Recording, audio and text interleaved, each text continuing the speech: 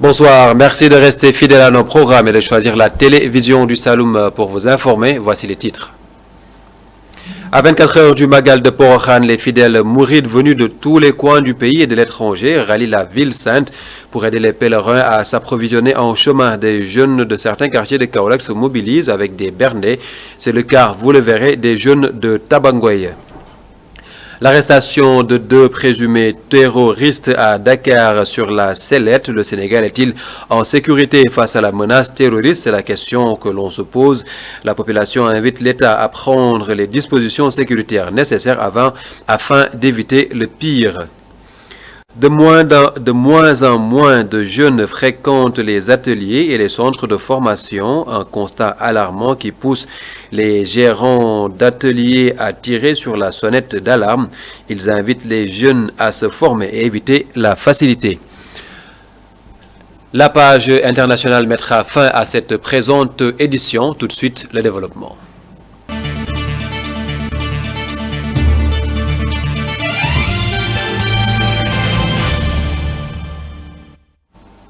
À 24 heures du Magal de Porokhane, des pèlerins mourides venus de tous les coins du Sénégal et de l'étranger rallient la ville sainte pour aider les pèlerins à s'approvisionner en chemin. Des jeunes de certains quartiers kaolackois se mobilisent. C'est le cas des jeunes de Tabangoy, nous dit Pape Malifal dans son reportage.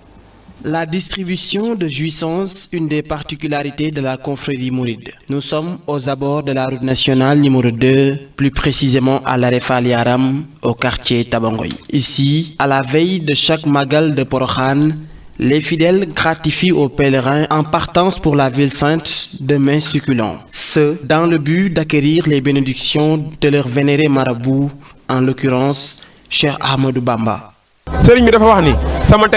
Notre mission est de suivre les recommandations de notre marabout, en l'occurrence Cheikh Ahmadou Bamba. On est en train de cuisiner aujourd'hui 15 manas de riz au poisson que nous allons distribuer généreusement aux fidèles en partance pour Porokhane.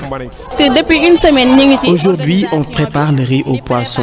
Le nombre de marmites est estimé. Les femmes se chargent de préparer 15 marmites de riz. Demain, Inch'Allah, nous tuerons les bœufs.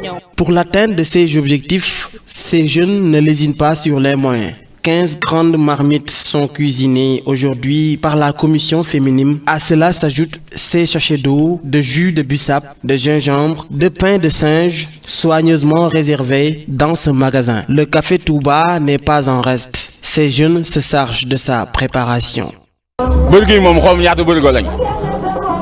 Notre rôle est de préparer le café Touba. Pour aujourd'hui, j'ai tamisé plus de 50 kg de café en poudre que nous allons distribuer ce soir vers 17h voire 18h aux fidèles. Moi, je me charge des jus de bissap, de gingembre. Je travaille avec mon équipe. On distribue ces jouissances aux pèlerins en partance pour Porokhane durant ces 3 jours. Au chapitre des innovations, les jeunes de l'arrêt Fali Aram ont mis sur pied cette année 2 autres commissions. L'une est chargée de l'accueil, l'autre s'occupe de l'état de santé des usagers. Le comité d'accueil est au-dessus des autres comités.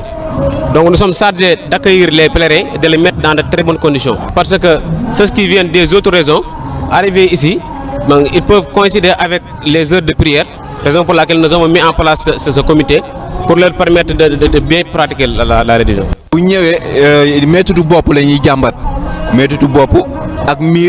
Je dirige la commission médicale. Notre rôle est de soigner les fidèles. Nous leur donnons des médicaments. Toutes les dispositions sont réunies.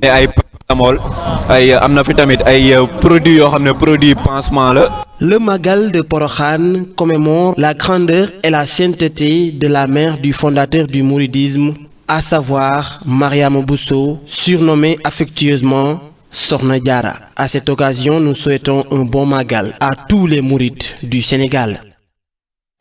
Bon Magal à tous les mourites du Sénégal. Parlons d'autre chose. Des enseignants ont vu leur compte domicilié à l'agence Ecobank bloqué après plusieurs tentatives. Ils sont montés au créneau pour dénoncer cet état de fait. Dénonçant une mauvaise volonté du directeur, ils invitent les responsables de cette structure à trouver une solution à leurs problèmes. Henriette Korkawara au reportage. À l'agence Ecobank de Kaolack, les salaires sont toujours en retard. Chose qui est énervante, c'est pourquoi chez les clients, le même son de cloche est noté. Ce matin, on est venu pour percevoir nos salaires. D'ailleurs, on était venu hier. Mais on s'est trouvé que les comptes ont été bloqués. Nous sommes entrés au niveau de la banque pour demander des explications. Mais ils nous ont demandé d'appeler au niveau de Dakar.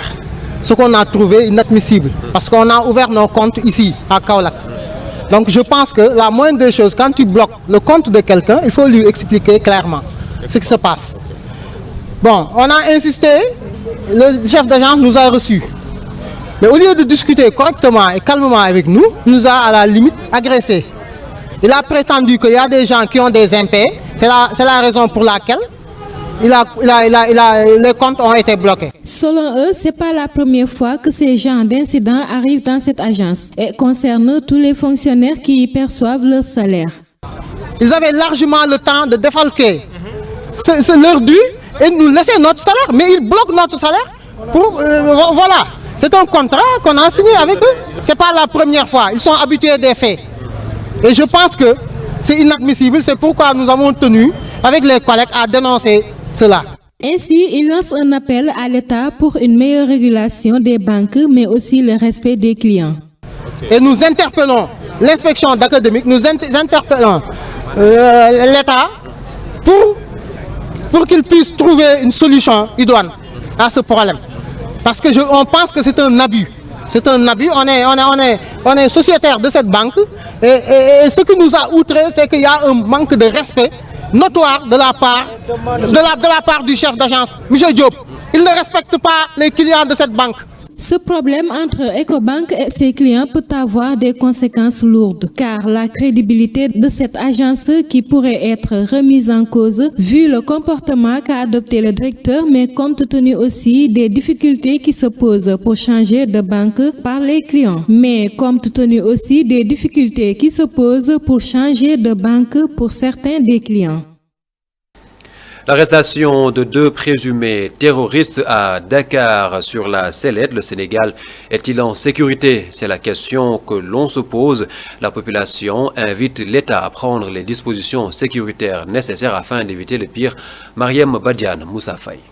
Le terrorisme, un phénomène dégradant, a presque fait le tour du monde. À présent, le Sénégal reste une cible des terroristes. L'arrestation des 2 présumés terroristes en est la preuve. Ainsi, cela suscite d'un débat chez les Sénégalais. Le terrorisme, bon, parce qu'actuellement, comme il y a des années de cela, le terrorisme était beaucoup présent au Mali. Voilà, et que le Sénégal aussi est un pays frontalier avec le Mali. Bon, quand il perce le Mali, quand il passe par le Mali, forcément il peut passer par le Sénégal, parce que c'est des pays frontaliers, cela peut forcément arriver au sein de notre pays, quoi. Mais je crois que c'est pas quelque chose de tout normal. Un phénomène qui ne crée que des effets néfastes, nous dit cet interlocuteur. Selon lui, il participe aussi à une régression économique d'un pays. L'impact que le terrorisme peut poser, parce que s'il y a une insuffisance notée, remarquée, parce que les terroristes ont tendance tout simplement à revoir ce qu'ils sont en train de faire avant de poser des actes. Donc ils vont étudier l'acte qu'ils sont en train de poser. Donc donner les moyens aux forces de l'ordre, donc de pouvoir contrer leurs actes, donc de pouvoir faire face à leurs actes, donc en se limitant au niveau des frontières. Parce que si on laisse les terroristes donc entrer dans le territoire sénégalais, je pense que ce sera la pire des choses. Une situation qui fait paniquer les Sénégalais, d'où un cri de cœur pour que l'État renforce la sécurité, surtout au niveau des frontières. C'est une situation dont nous déplorons nous tous. Et l'État doit prendre ses responsabilités parce que veiller sur la sécurité de la population donc, fait partie de ses objectifs les plus donc, ardents dans notre société.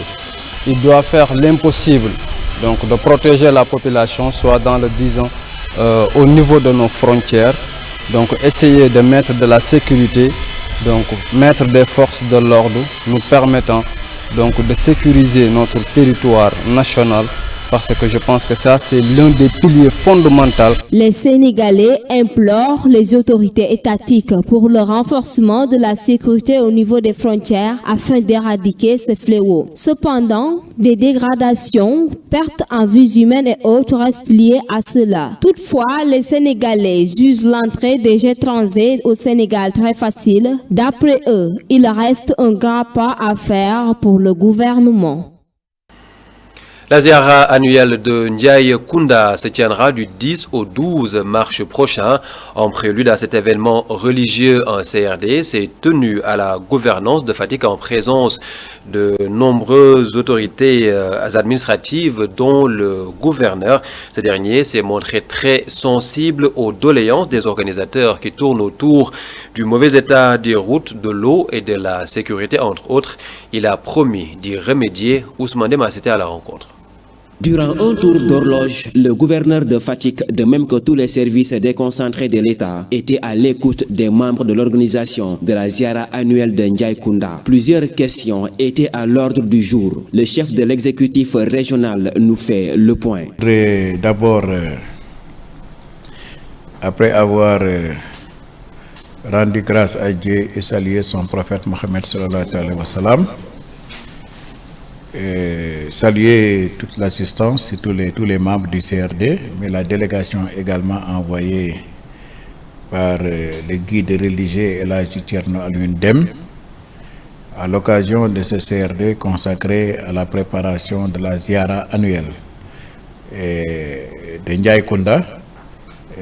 Si, pour être précis, c'est la 63e édition de la ziara de Ndiaye Kounda, pour dire que c'est un événement religieux d'une très grande importance au niveau de la région de Fatick, mais également au niveau national, pour ne pas dire au niveau international. Les doléances des organisateurs tournent autour de plusieurs questions. Parmi celles-ci figurent en bonne place l'eau, l'électricité et le mauvais état des routes menant à Ndiaye Kounda, entre autres. La ziara de Ndiaye Kounda, c'est l'un des plus grands événements religieux de la région de Fatick. Parmi les 5 grands événements religieux de la région de Fatick, la ziara de Ndiaye Kounda en fait partie.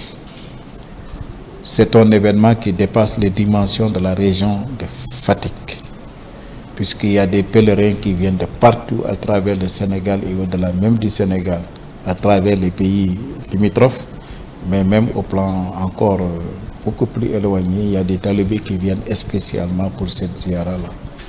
Il est important donc que tous les chefs de service, tous les services concernés puissent être à côté des organisateurs et leur appuyer, apporter l'appui nécessaire pour que cette ziara puisse être une réussite à tout point de vue.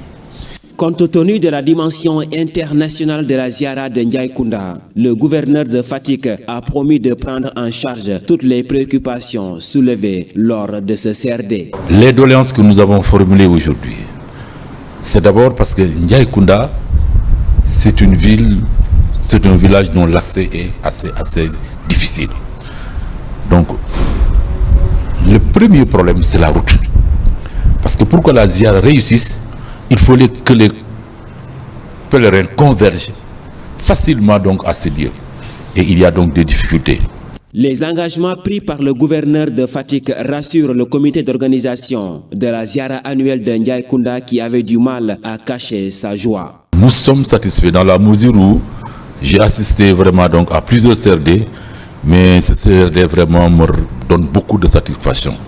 Dans la mesure où il a été préparé, parce qu'il y a eu un CDD, ensuite vraiment donc avec le CD, avec vraiment donc la participation du Khalif, aussi avec donc la préparation des différents marabouts qui sont à Kaolack, l'imam Cheikh Omar et les frères vraiment donc n'est-ce pas donc du Serigne, Ousmane Dem qui nous accompagne, Moustapha Dem, tous ils ont vraiment contribué pour la préparation de cette ziara. CRD bi ñu ci rafetlu di am mbégte. Nous sommes contents de prendre part à ce CRD. Nous demandons à l'État plus de soutien pour que cette ziara soit une réussite. Nous voulons surtout la réhabilitation de cette route menant à Ndiaye-Kounda. Un appel vibrant avait été lancé à l'endroit de toute la communauté musulmane du Sénégal, y compris tous les Saloum Saloum, pour prendre part à cette ziara de Ndiaye-Kounda. De moins en moins de jeunes fréquentent les ateliers et les centres de formation, un constat alarmant qui pousse les chefs d'atelier à tirer sur la sonnette d'alarme. Selon eux, les jeunes préfèrent la facilité. Ils les invitent donc à se former et assurer leur avenir. C'est un reportage de Ngou Ninja et Moussa Faye. Pourquoi les jeunes tournent-ils le dos au corps de métier? Une question qui préoccupe toute la population kaolackoise. D'où une multitude de réponses à l'image de Baye Modou Thiam qui comprend l'origine de cette démission. Être conducteur de Jakarta n'a aucun rendement. Sur 100 personnes qui conduisent une moto, 90 le font parce qu'ils aiment la facilité. Je donne un exemple. Il y a 2 frères qui étaient conducteurs de moto Jakarta. Jusqu'à présent, ils ne peuvent même pas assurer leurs besoins. Il suffit de voyager pour connaître l'importance d'une qualification. La location de moto, ce n'est pas pour les jeunes, mais plutôt pour les vieux.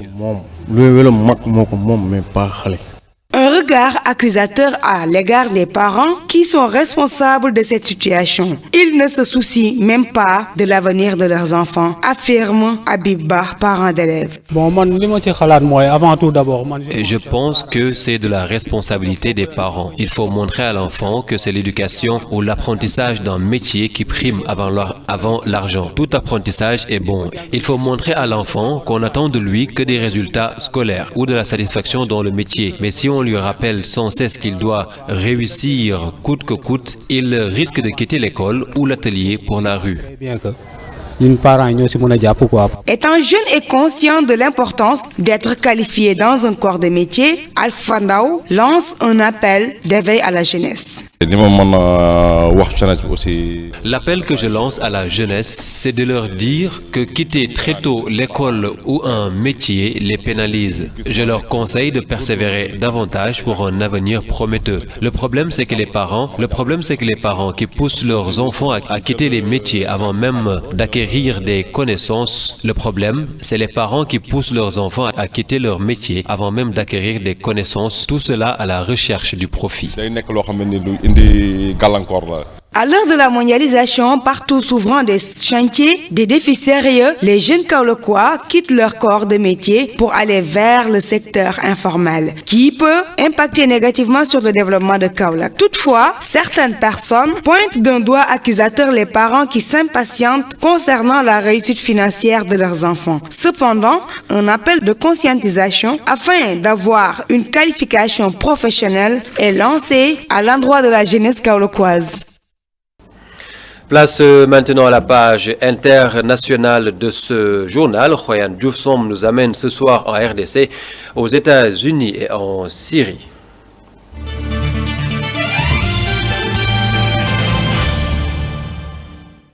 Il les aurait tués en 2016, précisément durant la période précédant la signature de l'accord dit de la Saint-Sylvestre sur la transition politique au sommet de l'État congolais, dans un rapport qu'il vient de publier intitulé « Rapport sur les violations des droits de l'homme en République démocratique du Congo ». Dans le contexte des événements du 19 décembre 2016, le Bureau conjoint des Nations Unies aux droits de l'homme révèle qu'au moins 40 civils ont été tués et 147 autres blessés par les forces de l'ordre de la République démocratique du Congo l'année passée dans plusieurs villes dont la capitale Kinshasa ou encore Lumumbashi. Ces meurtres et arrestations de journalistes et de membres de la société civile ont été commis durant la période autour du 19 décembre 2016, notamment de fortes agitations sociales marquées par des manifestations de l'opposition qui demandent notamment le départ du président Joseph Kabila à la fin de son mandat. Selon l'ONU qui déplore l'absence d'enquête initiée par les autorités, ces abus ont été le résultat d'un usage disproportionné de la force et du recours à des armes létales face à des individus censés être sans armes. Pour sa part, Kinshasa a rejeté la faute des violations décriées par les Nations Unies sur l'opposition. Persuader les migrants de quitter la jungle de Calais, un échange qui s'apparente souvent à un dialogue de sourds et qui peut se terminer en face à face tendu avec les forces de l'ordre. Le démantèlement de la partie sud du camp se poursuit. 15 000 mètres carrés de la zone ont d'ores et déjà été évacués, les abris enlevés par les bulldozers. Les migrants ne comprennent pas pourquoi, après un périple de plusieurs milliers de kilomètres, on les oblige à quitter leur nouvel habitat. Les associations opposées à cette évacuation estiment que l'opération a été décidée sans proposer de solutions alternatives suffisantes. Elle souligne aussi que le nombre de migrants concernés par l'évacuation de l'ordre d'un millier selon l'État est en réalité plus de 3 fois plus élevé. 3 options sont offertes aux candidats à l'exil. Accepter l'une des places chauffées dans le camp en dur du centre d'accueil provisoire au sein de la jungle, rejoindre l'une des tentes bleues de la sécurité civile près du centre d'accueil de jour Jules Ferry, ou alors réserver une place dans l'une des départs du jour en bus vers l'un des 102 centres d'accueil et d'orientation en France où ils seront fortement incités à effectuer une demande d'asile.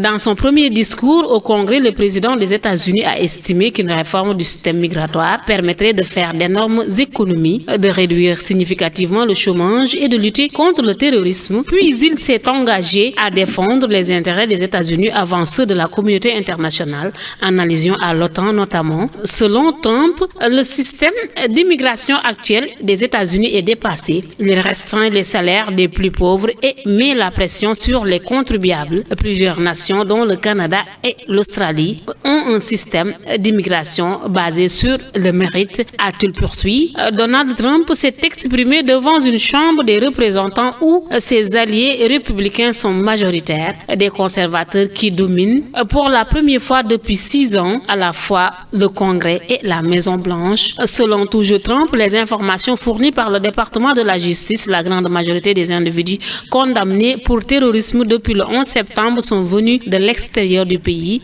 Quelques démocrates étaient vêtus de blanc, la couleur de lutte pour les droits des femmes. Ce journal est à présent terminé. Merci de l'avoir suivi. L'information revient à 20h en Wolof avec Ndaï Khadissa Diofay. Excellente suite de programme en compagnie de la télévision du Saloum. Au revoir.